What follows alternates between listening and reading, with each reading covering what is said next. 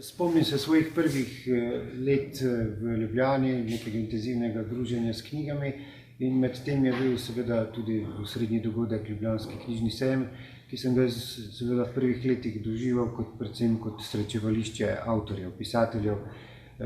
Prostor, kjer sem srečal starejše, mlajše avtorje in tudi predvsem avtorje svoje generacije.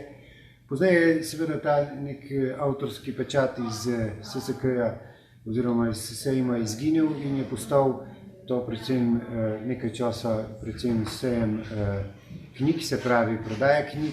Danes se mi pa zdi, da vedno bolj postaja, kar je njegova neka dodana vrednost, srečevališče bralcev.